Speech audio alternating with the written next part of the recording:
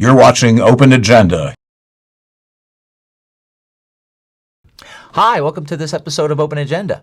With us in the house are old friends Jim Atkins from Mardella. Morning. Sir. And Mr. Joe White from Parsonsburg. Thanks for having me on. Thanks for being here. And of course, I've asked both of you to be here because all three of us were at the last county council meeting. Mm-hmm. And that meeting really was, in some ways, the culmination of some long-standing concerns and discussions about the grants auditing process, or lack thereof. So I attempted to conduct an audit of grants in Wacomico County. The focus of the exercise was to evaluate the controls designed to manage risks related to grant management in the county.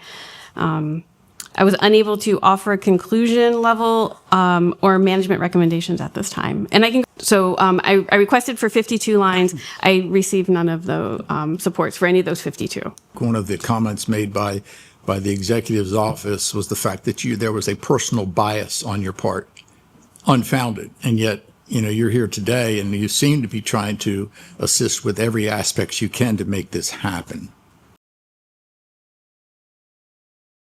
In regard to the grants, I understand the fact that there's a lot of issues and concerns right now with how grants are being done, and the fact that the impression on the part of the council was no doubt that the internal auditor was stonewalled when she was attempting to get all the information she needed, and we sent those type of concerns to the executive branch.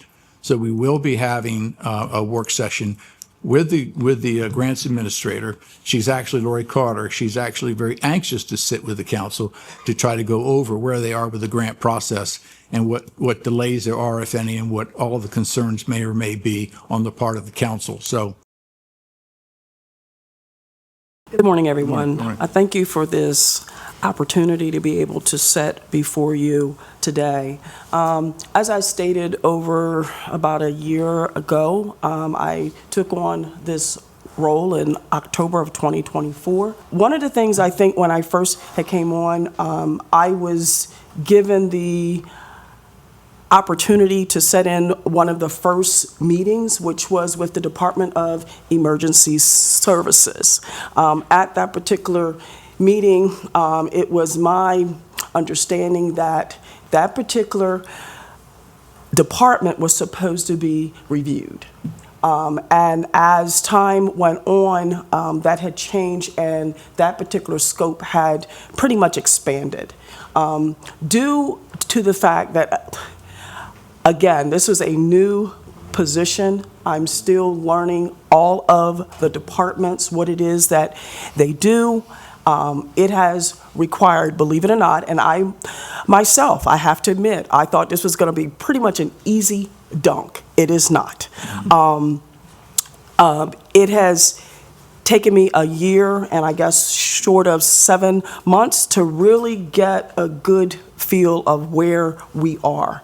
It was never the intent to make anyone's life or work difficult. It's just being able to pull these things together appropriately. Mm-hmm. So that's where we are at the moment. What this means for the county's fiscal health and also for the general issues of transparency and trust in local government. We all were there at the meeting. We all watched it in detail as it happened in real time.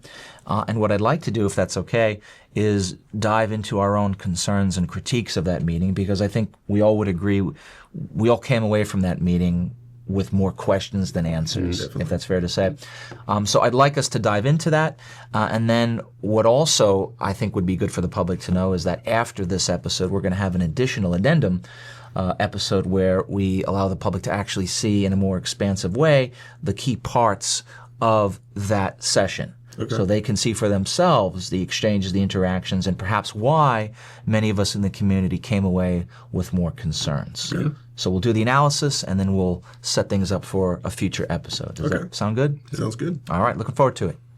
So stick around, and we'll be right back for our next segment and analysis here on Open Agenda. Hi, welcome back to Open Agenda. So, back with Mr. Jim Atkins and Mr. Joe White. Gentlemen, all three of us being pretty involved in county issues, we've seen a lot of concerns over the years, really, regarding county finances and particularly the nature of concerns related to audits. So as we said in our previous segment, one of the things that has now sort of emerged is this very big concern regarding roughly sort of the status and the trajectory of 50-plus audits. So we had the legislative session on July 21st in the government office building, where we had essentially the internal auditor, we had the executives team, and we had the council. And they really went into some depth, or so it would have seemed at first. They skirted around They skirted around it. So let's go with your initial impressions of what you saw happen versus what you wanted to see happen. Not impressed. I can get to that real quick. Not impressed. We've been dealing with this for several months. Actually, we've been dealing with it for years, trying to get information from the executive office. There were several email dialogues, as you all are aware, but then for the public record, in an executive email dated April 20th, it states, among other things, the executive branch will not participate in this work session. There's more in that email, 2 sentences, though. One of them ends, "This is more appropriately handled as a personnel matter and should be addressed in a closed and appropriate setting, not through a public work session. Proceeding in a public forum under these circumstances is neither constructive nor appropriate. However, this if this is now a personnel matter, this is a personnel matter that was in the management response, which is supposed to be in the public audit report, right? So that now there's this question about, does this need to be redacted because she's now claiming this is a personnel matter? Should this be in closed session instead? Further discussion. And so I don't know if that needs to be addressed now before we continue. I don't think it needs to be, it's not a personnel matter at all. I don't think so either. Matter of fact, you can't even do a closed session unless it is a personnel matter. And the degree of information that you have and what you're sharing with the council is volumes beyond just a personnel matter, and cannot be expressed in a closed session, discussed in a closed session. So I don't know where that comes from. There was also the quote from the executive saying that Section 314 prohibited the county from interfering with departments, but you can't selectively choose sections of the charter that you want to maybe validate your argument with. We have Section 402C that requires the executive to supply the county council with whatever information and that they request, which would include having people at this meeting. It goes even further that you have Section 906 that feels so strongly that the council has this authority that the county, in a certain instance, has subpoena power if we choose to do so. I don't think we need to get into such ridiculous circumstances and worry more about policy than just trying to get the problem solved. So, this was on here. The executive has chosen not to allow the department heads to show up at a county council meeting, which in my opinion is a really serious violation. We had the same problem with the prior executive a few years back, and it does nothing but cause controversy, and it isn't productive at all. But it is the way it is right now. I don't think the council has any intention of wanting to subpoena anybody. We shouldn't have to go to that level. But I think it is important to understand that the work that you are doing is important, and no matter whether the administration agrees or disagrees, the bottom line is that we are trying to resolve the issue on behalf of the executive branch and the county council and the government and the citizens of Wycomico County as a whole. Anytime an internal auditor is involved in a process, it isn't a means by which to attack that individual. It's a means to try to create a dialogue with that individual to see what the concerns are, if there's any miscommunications or missteps on the part of anyone, to correct it. The internal auditor has done previous audits, can't get information. She's doing this audit on the grants and can't get information, and they want to come in there, and the executive branch wants to come in there and say, well, it's just a failure of communication. Well, it's not a failure of communication. It's a failure to do what you're supposed to do. Now, just for clarification, the charter specifically lays out, right, a requirement that the executive's office has to comply with any audits. And Deputy Director Charles Schmeckel even referenced that yesterday, that the auditor is due any records that they ask for. The executive branch has an obligation to provide the internal auditor the information that she requests. Right. And so I view, as well as the executive, as my role is to ensure that we are meeting that obligation. I think the concern is this audit has been going on for just about 2 years.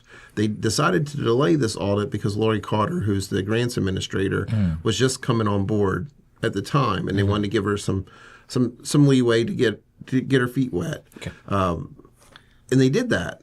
And now we have this meeting yesterday, and I think the key for taxpayers in Wacomico County to understand is after this meeting, which is by my record at least the third different one between work sessions and legislative updates, we have no extra information than when we started with 2 years ago. And this is not shedding blame on the executive's office or the council itself or the auditor. All three failed to perform. So this is a systematic breakdown of our basic duty to audit our finances. And they left there yesterday with no plan on what the next step is, which was by far the most frustrating thing for me. The auditor sat there and said, can't complete the audit. We're just asking for information. That's all. If people have problem giving up information, that creates mistrust. It indicates you might have something to hide, and that goes down a road we don't want to go down. This audit began in FY25. We are now 1 month into FY27. Can this audit be done by the time we leave office? No, and it's not, if I, I have to create an audit plan now, because that report's been finalized, so that audit's done. I have to create the audit plan for the next fiscal year. And I have a lot of documents in my office right now to go through for other audits. I could put other audits on hold and, get this audit plan, ready, give it to you guys next week, stop everything else and do this one potentially, but then that does a disservice to all the other audits going on. The executives team said we had a miscommunication. In this case, it was a simple miscommunication. There were. I can't. Wait a minute, Charles. Can I interrupt you? I can't hardly believe that as many emails that went back and forth trying to get information that there was miscommunication. Of all the communication that went back and forth, how was there miscommunications? I'm sorry. I think if you go back and read the management response to this particular audit, we found that the scope had consistently changed. That created a great deal of confusion. And then when the requests were kind of finalized, there were key people that were dropped from that communication. I think that's what led to people who would be able to say, we need to direct that request to the department heads. You asked for 51, 52. 52, Yeah. but you got none. Correct. Okay. Out of that 52 she asked for, wasn't there 1 or 2 or 3 or 5 that you could have sent her that she could have worked on? You said there was a miscommunication. I believe it. I understand. This is frustrating from all points of view here, and I appreciate what you're getting at, but we've learned a lot from this process. We're still trying to figure out how can we resolve this issue so that we can move on and make sure that everybody's getting set up. We're getting the information that the internal auditor needs, the information that the council needs. We're getting the information that the director of finance and I need in order to make sure that we're providing proper stewardship. It's just a matter of shifting information. If somebody asks for information, to shifting it to this one person in an email. I don't understand why it can't go. I'm not getting it, why that information can't go. I answered your question, Councilman. Yeah. The auditor, Anjali Chantel, didn't ask the right people for the information. The council, I didn't think asked a lot of questions, but they didn't really get answers to the questions. The meeting broke up after an hour. That part of the meeting lasted an hour. After that hour, there is no path to a resolution. Now, Vice President Jeff Merritt asked, can this be wrapped up by November, which is when he would leave office? And an internal auditor said, no. Well, there was at least one answer there then. Well, Not a satisfying one, but No. Okay, so if we have basically all three entities either unwilling or unable to perform the function of giving us information on an audit that involves millions of dollars, what do you think the regular citizen comes away from that meeting with? So here's the questions I have, because I'm listening to folks who are in the fire service, for instance. They've done a SWOT analysis. If you can't come to a resolution of the numbers that you have, how would you plan for the future? And then you take other entities like the fire service agreement. If you can't agree on what the numbers are amongst different entities and what deadlines and meet them and expectations and communication, then we do not have a functional government at that point. Well, and you bring up something I think important, is that when we talk about the nature of some of these grants, we're not necessarily talking about superfluous activities or things like, we're talking about stuff that really matters as far as emergency services, equipment, personnel. And we're not saying that anybody's stolen any money. Right. That's not the point of this. The point is to make sure that, one, the money was spent where it was supposed to be spent. Yeah. That we took advantage of all of the opportunities that these different grants gave us, how we could be better in the future. Yeah. As a business owner, that's just normal, everyday business practices. Yeah. And at the end of the day, they left this meeting with no plan. It seems like the grants that have come down in the past, and what Lori Carter, I think, is really trying to get her hands around, is every department took care of their own grants. We didn't have a coordinator who took care of it. And I think Ms. Carter is trying to get her hands around that there's a central department that's going to oversee these grants and take care of them. Because you can't have 12 or 14 departments, however many this county has, and everybody's doing their own little thing. And there are certain grants. I mean, they talked yesterday about the doing a audit on the grant at the airport. Which makes no sense. Yeah, we don't need to do audits on grants for the airport. That's a federal government problem. Yeah, the FAA conducts the audits on that. They will make sure that money is spent the way it was supposed to be spent. So don't even address that. Stay away from that. Well, that was something, and I kind of want to go back to what you said earlier, Joe, that this kind of was a systematic failure among all parties. And one of the things that was a bit disappointing and frankly a little bit disturbing, if I'm being totally honest, is there was a moment in the meeting where the internal auditor basically asks the council, right, to your point, what do you want me to investigate or audit? And that to me needs to be independent of the council and of the executive position. Otherwise, and President John Cannon questioned on this, if you're worried about the perception of your bias, you're already compromised. Yeah, exactly. Yes. And you need that person to not be worried if they're hurting other people's feelings. Yeah. I mean, when I ask my CPA to do audit tests on my businesses, it's not to make me feel better. It's to make sure I don't overstep bounds or get in trouble. Yeah. That's all we're trying to do. Yeah. And yet, at the end of the day, the taxpayers of this county aren't any better off for all of these work sessions and that meeting yesterday. No, and the last two audits that have been done by the internal auditor, the statements from the county executive has been that the auditor is biased. Well, I'm sorry. No, go ahead. Well, do you think then that might explain why recently the internal auditor seems to sort of go out of her way to not be, not even adversarial, but just sort of like neutral in the sense of this is what I expect? Well, she has to be, to prove that there is no bias to it. She cannot, in my opinion, sit in front of the council and say, what do you want me to do? Yeah. Because then it gives you a perception of bias that the council is pointing you in a direction. Right. Your job is to audit the executive branch, the legislative branch, everybody. You shouldn't be asking people, what do you want me to do? Go do it. Well, and I think that's something that I'd like to explore in our next segment is sort of see, well, in a not even in a perfect system, but in a better run system where this is functioning as it should, what do we hope to see in the future? So you stick around and we'll come back and we'll keep on this? Yeah. All right, thanks very much. We'll be right back with the next segment of Open Agenda. Hi, welcome back to Open Agenda. So, gentlemen, thanks for sticking with us. Clearly, we've had a lot to sort of dissect from the last meeting and these broader concerns that have been developing over the audit worries. My question and I guess I'm asking this sort of on behalf of the public as much as myself, is what should the public, the taxpayers, expect in the near future? What should they be concerned about? And what would you like to see develop as these issues continue to play out as the current term ends? I think as a taxpayer, we should be thankful that we have someone like Lori Carter, who's going to be the grants administrator. She has been for the last 18 months. Mm-hmm.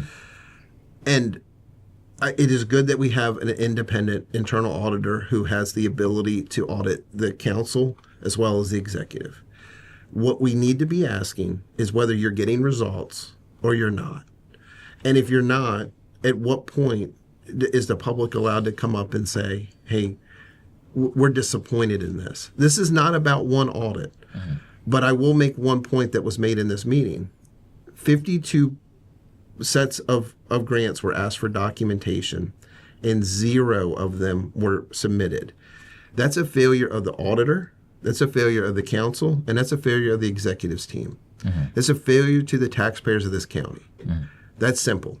What do they need to do to change it? And how can the public see that and get some credibility back? And what's going to have to happen, and we've talked about this on a lot of shows, is there's going to have to be some teeth put into the charter about this.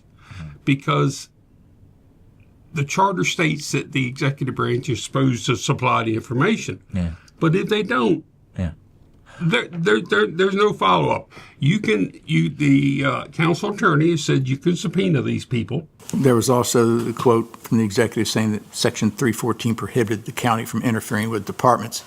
But you can't selectively choose sections of the charter that you want to maybe validate your argument with. We have Section 402C that requires the executive to supply the county council with whatever information and that they request, which would include having people at this meeting.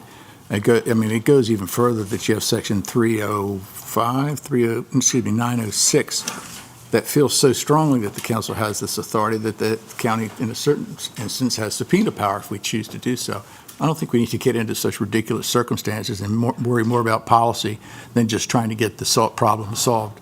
So, this was on here. The executive has chosen not to allow the department heads to show up at a county council meeting, which in my opinion is a really serious violation. We had the same problem with the prior executive a few years back, and it does nothing but cause controversy, and it isn't productive at all. Which is fine. You can subpoena, but in order to subpoena them, you have to file a lawsuit against them, which is going to cost the county money. There needs to be something put in the charter that says this is what's supposed to happen, and if it doesn't happen, this is what happens. And there's nothing there. There's no there. Yeah, I had made that comment to some extent in the meeting and even in previous meetings with regard to how our charter operates. Is it seems as if we have a system where stipulations can just be ignored with no consequence. Right. So then the question becomes, what good is having a law if you're not going to enforce it? The charter is our county constitution. If we're not following it. So we can agree that it wasn't followed. And then we left that meeting yesterday with, and it's still not going to be followed. It's still not going to be. Yeah. So we need to just change that. And Jim's right. We need to do it without wasting taxpayer money on a lawsuit. I mean, we've already seen the executive's office sue the council over the appointment process. These are funds that so many of us work in the community to raise funds for the fire service and for youth sports. Yeah. Let's stop wasting money. Let's stop wasting time. Yeah. There were several email dialogues, as you all are aware, but then for the public record, in an executive email dated April 20th, it states, among other things, the executive branch will not participate in this work session. There's more in that email, 2 sentences, though. One of them ends, this is more appropriately handled as a personnel matter and should be addressed in a closed and appropriate setting, not through a public work session. Proceeding in a public forum under these circumstances is neither constructive nor appropriate. However, this if this is now a personnel matter, this is a personnel matter that was in the management response, which is supposed to be in the public audit report, right? So So then now there's this question about, does this need to be redacted because she's now claiming this is a personnel matter? Should this be in closed session instead? Further discussion. And so I don't know if that needs to be addressed now before we continue. I don't think it needs to be, it's not a personnel matter at all. I don't think so either. Matter of fact, you can't even do a closed session unless it is a personnel matter. And the degree of information that you have and what you're sharing with the council is volumes beyond just a personnel matter, and cannot be expressed in a closed session, discussed in a closed session. So I don't know where that comes from. Joe, I just had, John, I had a thought. Why don't we request a closed session with the executive branch and the finance department and with Anjali Chattel so that we can iron this stuff out to make sure that we're all on the same page here? Because clearly someone's missing the mark and we're not understanding something. I disagree with you, James. I don't think it should be closed. Well, if we're talking about personnel issues, Joe. Well, that's not personnel. That's not a personnel issue. Personnel issue. No, it's not. How's it a personnel issue? How do you know? It's not a personnel issue. I think it is worthy of an open work session. Okay. The topic of discussion, any of the items that we feel may involve personnel issues, prior to the meeting, Mr. Benson could clearly help us with that, and we could have an open work session for whatever portions was necessary, because the public needs to know. We I don't do disagree. this. Yeah, and then if there's actually personnel matters that could be an issue, then we could go into closed session. That's my concern, is if there is personnel issues, that obviously that should be in a closed session. But if it's not, then by all means, let's do it right here. Well, in many instances, it could appear to be a personnel matter, because if you have inefficiencies in a department, I'm sorry, but you have to explain that publicly. Yeah. And, either the department head or individuals within that department may feel as if, they've been singled out, but that's, that's just the nature of doing business in a government environment. It just seems to me that we need to have some sort of work session so that we get this ironed out, because clearly, like I said, someone's missing the mark here. Well, yeah, and you're not wrong. This has been how long has this been going on since you first began this? It's been has it been 2 years? I'd like to see this wrapped up by the last meeting in November. However, that has to happen through subpoena, working together with people. It's absolutely ridiculous that this has taken this long. And as Councilman Holloway said, this creates doubt by not answering questions. It gives the impression you might be hiding something. So I think there's a word for that. I think it's called transparency. We need to get the information that you need to do your job. You cannot have a council member sit up there when you have a disagreement on the procedure on what's happening and say, well, we need to have a closed work session. No. You don't need to have a closed work session. The people are entitled to know what's happening in their tax dollars, how they're being spent. A closed work session should be dealing with hiring, firing, and discipline, not auditing. Well, this is in regards to Councilman Wynn's suggestion at a previous meeting that this be Want closed. to have a closed work session. Yeah, I don't. So let's hide. We're already not getting the information we want. Let's hide it a little more by having a closed work session where nobody knows what's happening. Or at least that's the perception. Yeah. And I heard the Deputy Director of Finance yesterday say that he had 2 conversations with council members, and he was glad that they answered his questions. Well, we don't know what the questions were. Now, if you don't have 4 council members there, it doesn't violate the Open Meetings Act. Yeah. But why is he able to thank a council member for supplying that information? Yeah. But then the public's not supplied it in a work session or in a legislative session. Well, it seems like no matter where we're coming from with our concerns, those concerns are still going to remain in the near future, because it seems that it's just hanging there. And There's no path of resolution right now. No, it seems that the public is ultimately going to have to respond to those concerns. Make a change. All right. Well, we're going to certainly come back and see about those changes. Thank you for watching this episode of Open Agenda. We will see you very soon with a new episode. Take care.